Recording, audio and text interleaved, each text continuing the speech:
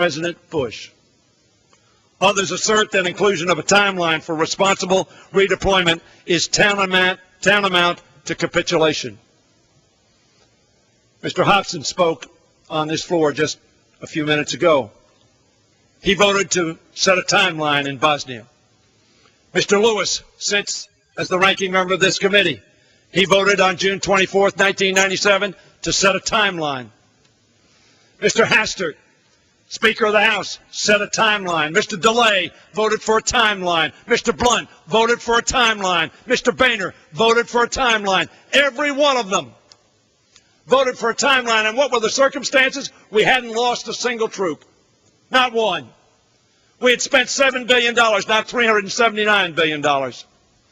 We had brought genocide to a stop, ethnic cleansing to a stop, and we're not losing people, and we had a stable environment. Yet they voted for a timeline. Here, Secretary Gates says in testimony at his confirmation hearing, we are not winning. If that's the case, it is time for us to have a new strategy, a new direction, a new paradigm, if you will. That is what this bill does. Mr. Boehner said just a few weeks ago, in terms of timelines, he said, quote, I think it will be rather clear in the next 60 to 90 days as to whether this plan, the current escalation, is going to work. We need to know, Mr. Boehner said, as we're moving through these benchmarks, that the Iraqis are doing what they have to do. Nothing in this bill will undermine that 60 or 90-day expectation that the minority leader, the Republican leader, has articulated. Under this legislation, if the Iraqis meet their benchmarks for progress, the redeployment of American forces will not begin until a year from now. Will not begin until a year from now. This is not any precipitous withdrawal. And indeed, if there is total success, it will be more than a year from now. Finally, let me point out, as I have said earlier, that timelines were supported in July of 1997, 220 to 2. Only 2 Republicans voted against setting a timeline.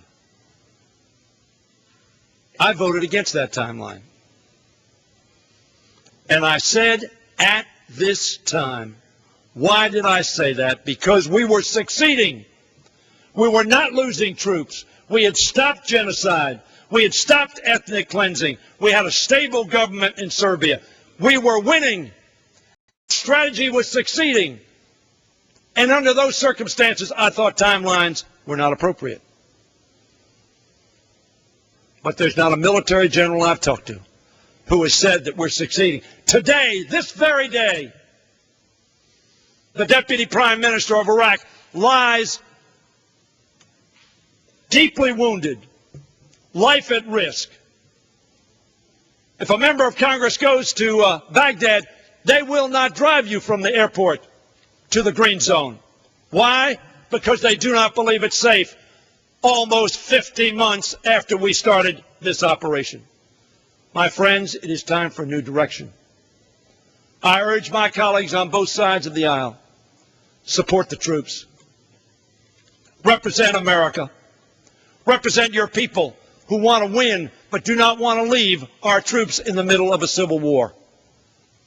Support this well thought out, crafted piece of legislation, which in no way undermines the ability of our troops to manage this war, but says to them, we will expect the Iraqis to perform, and we will give you a time frame in which the world will know that they must themselves take responsibility. I thank the gentleman for the time. Yield back for his support of this resolution. Gentleman from California.